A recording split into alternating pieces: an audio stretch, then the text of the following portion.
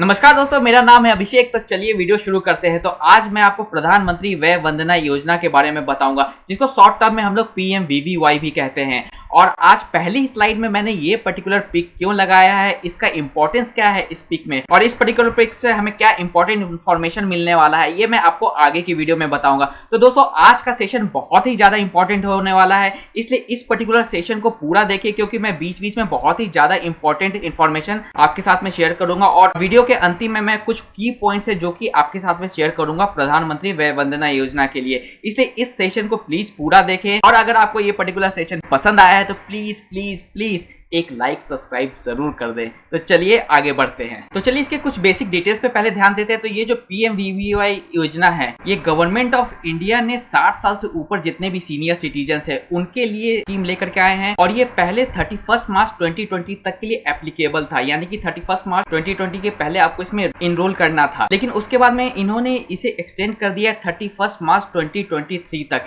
ये पूरा का पूरा LIC of India take care करती है, यानी कि अगर आपको PMVVY में अपना अकाउंट खुलवाना है तो आपको LIC के ऑफिस जाना पड़ेगा, या ऑनलाइन रजिस्ट्रेशन करके आपको PMVVY में अपना इनरोलमेंट करना पड़ेगा। और दोस्तों, प्रधानमंत्री वय वंदना योजना का बस एक ही सिंगल कॉन्सेप्ट है, और अगर इस कॉन्सेप्ट को आपने समझ लिया तो PMVVY का समझना बहुत ही आसान होगा आपके लिए। तो इस पर्टिकुलर कॉन्सेप्ट को मैं समझने से पहले आपको एक बात बता दूं कि इस PMVVY योजना के तहत अगर आप जो भी पैसा इन्वेस्ट करते हैं उसको हम लोग परचेज प्राइस कहते हैं। जी हाँ दोस्तों, यहाँ पे हम लोग ये नहीं कहेंगे कि हमारा इन्वेस्टमेंट अमाउंट क्या है, यहाँ पे हम लोग ये कहेंगे कि आखिर हमारा परचेज प्राइस क्या है। तो बेसिकली हम लोग यहाँ पे जो इन्वेस्टेड किया गया पैसा को उसको परचेज प्राइस क्यों कहते हैं, इसको मैं आगे के स्लाइड्स में आपको बताता हूँ। और जहां तक इसके पेमेंट की बात है, तो हम लोग इसमें जो भी इन्वेस्टमेंट करते हैं वो एक लंप सम के तहत करते हैं, यानी कि एक मुश्त पैसा हम लोग जाके इसमें इन्वेस्ट करते हैं। और दोस्तों, चाहे जो भी स्कीम है उसमें दो तरीके से ही हर इन्वेस्टर इन्वेस्ट कर सकता है, उसी तरीके से इस PMVVY में भी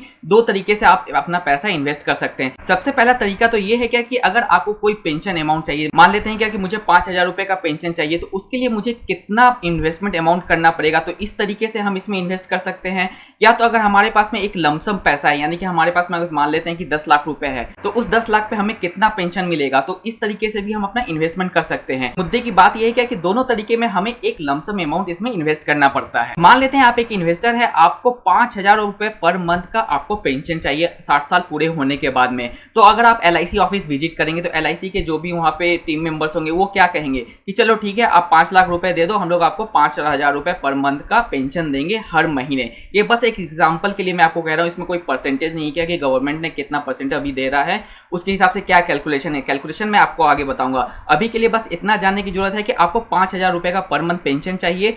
आपने LIC ऑफिस विजिट किया, या तो आप LIC पे ऑनलाइन विजिट किए, तो वहां से आपको पता चला कि अच्छा 5 लाख रुपए मैं अगर इन्वेस्ट करूंगा तो मुझे 5,000 रुपए पर मंथ का पेंशन मिलेगा। लेकिन यहीं पे एक आपको और फैसिलिटी दी जाती है, जैसे कि अगर आप 5,000 रुपए पर मंथ का आप अगर पेंशन लेते हैं तो जाहिर सी बात है आपको 5 लाख रुपए का इन्वेस्टमेंट करना पड़ेगा। लेकिन अगर आप इसी 5,000 को अगर 15,000 रुपए पर क्वार्टर लेते हैं, यानी कि 5,000 का महीना तो उस समय भी बना, लेकिन अगर आप 15,000 रुपए पर क्वार्टर लेते हैं तो LIC वाले कहेंगे ठीक है सर, अब आप 5 लाख रुपए का इन्वेस्टमेंट मत करो, आप 4,90,000 ही करो, क्योंकि अब आप क्वार्टरली फ्रीक्वेंसी पे पैसा ले रहे हो। और वहीं पे अगर आप ईयरली इस अमाउंट को लेंगे तो ईयरली इसका अमाउंट बन जाएगा 60,000 रुपए का। तो LIC वाले कहेंगे कि ठीक है चलो सर, अब आप 5 लाख रुपए मत दो, अब आप सिर्फ 4,60,000 रुपए दो। यानी कि आपका जो ये पेंशन अमाउंट है ये तो कांस्टेंट रहा, लेकिन ये जो परचेज प्राइस है, ये जो इन्वेस्टमेंट अमाउंट है, ये आपका गिरता हुआ चला गया। इसलिए इस पर्टिकुलर स्कीम में हम लोग जो इन्वेस्टमेंट करते हैं उसको परचेज प्राइस कहते हैं, क्योंकि जैसे जैसे आप अपनी फ्रीक्वेंसी घटाते हैं पेंशन की, वैसे वैसे आपका जो परचेज प्राइस होता है वो भी घटता रहता है। इसी तरीके से मान लेते हैं कि आपके पास में 3 लाख रुपए का इन्वेस्टमेंट अमाउंट है। अब आप PMVVY में जब इन्वेस्टमेंट करने जाएंगे तो अगर आपको मंथली पेंशन चाहिए तो वहां पे LIC के ऑफिस में या तो ऑनलाइन आपको कहा जाएगा ठीक है 3 लाख रुपए पे हम लोग 3,000 रुपए पर मंथ का पेंशन देंगे। ये जस्ट फॉर एग्जांपल मैं आपको दे रहा हूं।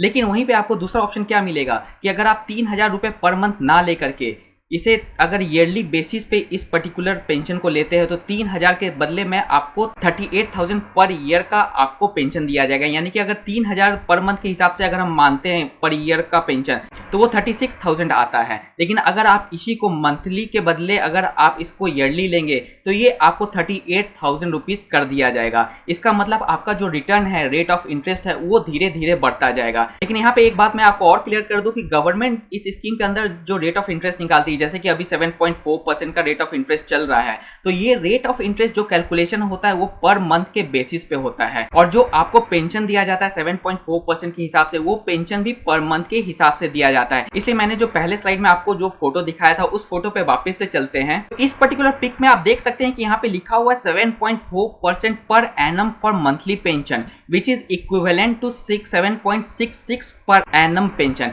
यानी क्या कि जैसे कि मैंने आपको अभी बताया कि अगर आप मंथली परचेज करते हैं कोई भी पेंशन अमाउंट तो आपको जो पेंशन है वो कम मिलेगा। अगर आप उसको ईयरली में कन्वर्ट कर देते हैं तो आपको पेंशन ज़्यादा मिलेगा। या तो अगर आप पेंशन ले रहे हैं तो आपका जो इन्वेस्टमेंट अमाउंट है वो मंथली के बेसिस पे 7.4% के हिसाब से कैलकुलेट होगा। लेकिन अगर आप ईयरली लेंगे तो आपका जो इन्वेस्टमेंट अमाउंट है उसे घटा दिया जाएगा, जो कि इक्विवेलेंट हो जाएगा 7.66% के अराउंड। अब इसके कुछ और बेसिक डिटेल्स पे ध्यान दे तो इसमें जो एंट्री एज है वो 60 साल की है। 60 साल आप अगर कंप्लीट कर गए, आप सीनियर सिटीजन हो गए हैं तो आप PMVVY में अपना एनरोलमेंट करवा सकते हैं। उसके बाद में इसकी अपर लिमिट अभी तक कोई भी तय नहीं की गई है और ये जो पॉलिसी टर्म है वो 10 साल के लिए है। इसमें मिनिमम आप 1,62,162 रुपीज से अपना इन्वेस्टमेंट शुरू कर सकते हैं और मैक्सिमम आप इसमें 15 लाख पर सीनियर सिटीजन आप इसमें इन्वेस्ट कर सकते हैं।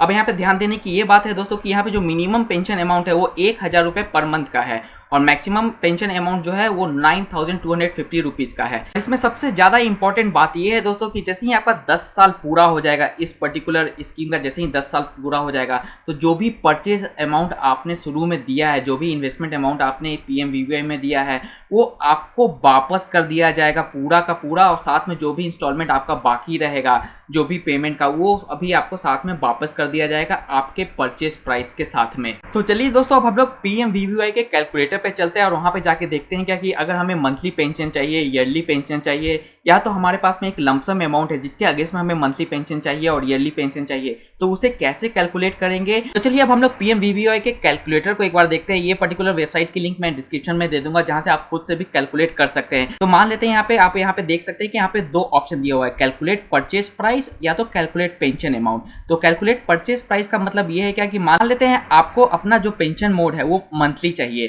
तो यहाँ पे आप देख सकते हैं कि मिनिमम परमिसेबल पेंशन 1,000 रुपए का आ रहा है और मैक्सिमम 9,250 रुपए का आ रहा है। इसके बीच में ही आपको पेंशन मिलेगा मंथली बेसिस पे।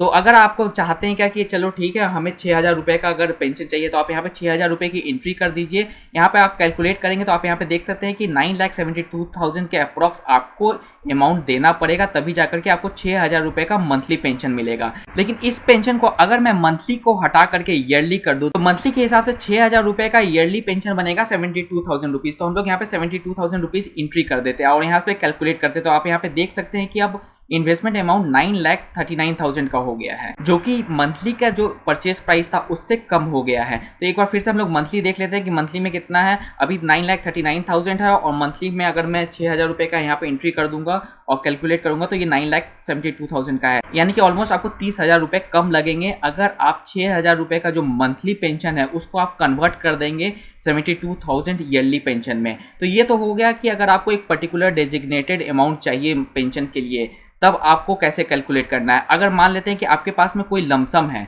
तो आप ये यहाँ पे सेकंड ऑप्शन पे क्लिक करेंगे और लमसम में मान लेते हैं कि आपके पास में 10 लाख रुपए है, तो यहाँ पे हम लोग 10 लाख रुपए एंट्री कर देंगे और ये फ्रीक्वेंसी देखिए यहाँ पे मंथली है। इस पर अगर कैलकुलेट करेंगे तो आपको 6,167 रुपीज़ का पेंशन दिया जाएगा। और इसी को अगर हम ईयरली कन्वर्ट कर देंगे और कैलकुलेट पे क्लिक करेंगे तो आप यहाँ पे देख सकते हैं क्या कि ईयरली आपको 76,600 रुपीज़ मिलेंगे, जो कि मंथली बेसिस पे जो अमाउंट मिल रहा था 6,167 रुपीज़ का उससे कुछ ज़्यादा। अगर हम लोग इसको कैलकुलेट करेंगे 6,167 रुपीज़ क्रॉस 12 तो आपका अमाउंट बन के आ रहा है 74,000 का। लेकिन अगर आप मंथली के बदले ईयरली लेंगे तो आपको 76,600 रुपीज़ मिलेंगे, यानी कि 2,600 रुपये आपको एक्स्ट्रा पेमेंट मिलेगा अगर आप मंथली के जगह ईयरली फ्रीक्वेंसी सेलेक्ट करते हैं। चलिए अब हम लोग आगे की डिटेल्स पे जानते हैं। तो जैसा कि मैंने आपको पहले ही बताया है कि PMVVY को खोलने के लिए आपको या तो LIC का ऑफिस विजिट करना पड़ेगा, या तो आप ऑनलाइन भी यहाँ पे जाकर के इसको विजिट करके ऑनलाइन भी अपना प्रधानमंत्री वय वंदना योजना में अकाउंट खुलवा सकते हैं। जहां तक डॉक्यूमेंट्स रिक्वायरमेंट की बात है तो आपको आधार कार्ड की जरूरत पड़ेगी, प्रूफ ऑफ एज चाहिए, प्रूफ ऑफ एड्रेस चाहिए, पासपोर्ट साइज फोटो भी आपको चाहिए, और फाइनली आपको डॉक्यूमेंट चाहिए जिससे कि आपको ये पता कर सके जैसे कि आप रिटायर्ड हो चुके हैं। तो जहां से भी आप रिटायरमेंट लेते हैं वहां से आपको डॉक्यूमेंट मिलता है कि आप रिटायर्ड हो चुके हैं, तो वो पर्टिकुलर डॉक्यूमेंट भी आप अगर ऑनलाइन में जा रहे हैं फिल करने के लिए तो अपलोड करना पड़ेगा, या ऑफलाइन ऑफिस विजिट कर रहे हैं तो उस पर्टिकुलर डॉक्यूमेंट का कॉपी भी आपको वहां पे सबमिट करना पड़ेगा। जहां तक सरेंडर वैल्यू की बात है तो आप इसमें प्री मैच्योर एग्जिट भी कर सकते हैं। ऐसा कुछ नहीं कहा कि 10 साल का परमानेंट लॉक इन पीरियड है इसमें, आप इसमें प्री मैच्योर एग्जिट भी कर सकते हैं, लेकिन वो जो प्री मैच्योर एग्जिट होगा उसके ऊपर में कंपल्शन है कि वो जब क्रिटिकल सिचुएशन के अंडर में ही आप वो प्री मैच्योर एग्जिट ले सकते हैं। जैसे कि अगर आप पेंशनर है तो अगर आपको कोई क्रिटिकल इलनेस है आपको या आपके स्पाउस को, तब आप इसमें से प्री मैच्योर एग्जिट कर सकते हैं। और प्री मैच्योर एग्जिट करते समय जो भी सरेंडर वैल्यू आपको मिलेगा वो 98% ऑफ द परचेज प्राइस होगा। मान लेते हैं कि आपने 1 लाख रुपए का अगर आपने इन्वेस्टमेंट किया है, जबकि इसमें मिनिमम मुझे पता है क्या कि 1,62,000 करते हैं, लेकिन मान लेते हैं अगर आपने 1 लाख रुपए का इन्वेस्टमेंट किया है और आपको प्री मैच्योर एग्जिट करना है तो आपको बस 98,000 rupees as a premature amount दिया जाएगा, 2% आपके काट लिए जाएंगे। तो चलिए इसके कुछ की पॉइंट्स पे फिर से हम लोग नजर डालते हैं। तो जैसा कि मैं आपको बार बार कह रहा हूं क्या कि अभी इस पर्टिकुलर स्कीम में 7.4% का rate of interest per annum का चल रहा है, और ये जो रेट ऑफ इंटरेस्ट है जो कि एश्योर्ड रेट ऑफ इंटरेस्ट है ये हर साल 1 अप्रैल को चेंज किया जाता है गवर्नमेंट ऑफ इंडिया के तहत में। लेकिन इसका मतलब ये नहीं कि अगर आप 21 में आपने इन्वेस्टमेंट किया और अभी 7.4% चल रहा है, मान लेते हैं कि 22 में गवर्नमेंट इसको 7% कर देगी तो आपका रेट ऑफ इंटरेस्ट घट जाएगा, ऐसा बिल्कुल नहीं होगा। अगर आप अभी इनरोल करते हैं तो आपको आने वाले आगे 10 साल के लिए आपको 7.4% मिलेगा। अगर आप 2022 में इनरोल करते हैं उस समय जो रेट ऑफ इंटरेस्ट चल रहा होगा, अगर उस समय 8.6% का रेट ऑफ इंटरेस्ट चल रहा होगा तो आपको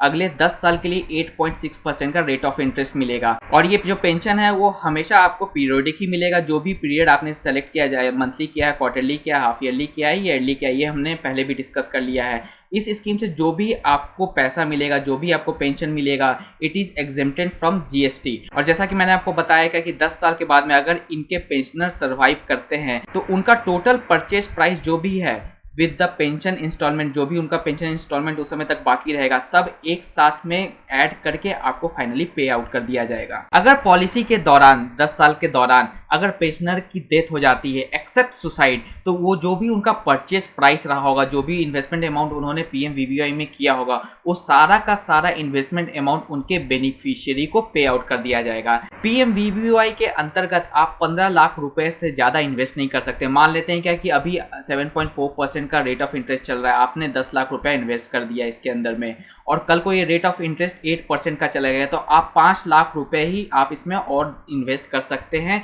यानी कि टोटल आपको मिला करके 15 लाख रुपए से ज़्यादा आप एक सीनियर सिटीजन एक पैन कार्ड के अंदर में इन्वेस्ट नहीं कर सकते हैं। और जहां तक मैक्सिमम लिमिट की अलाउड है, आप और आपकी स्पाउस दोनों मिला करके आप 30 लाख तक का इन्वेस्टमेंट कर सकते हैं। यानी क्या कि आप और आपकी स्पाउस अगर 30 लाख रुपए का इन्वेस्टमेंट करती हैं तो आपको 18,500 रुपए का पर मंथ का पेंशन दिया जाएगा। तो दोस्तों ये थे कुछ डिटेल्स PMVVY के रिलेटेड। आशा करता हूँ आज का वीडियो आपको पसंद आया होगा। इसी तरीके के एजुकेशनल और इन्फॉर्मेशनल वीडियोस के लिए हमारी टीम के साथ में जुड़े रहें। तब तक के लिए दोस्तों खुश रहें, स्वस्थ रहें एंड कीप इन्वेस्टिंग।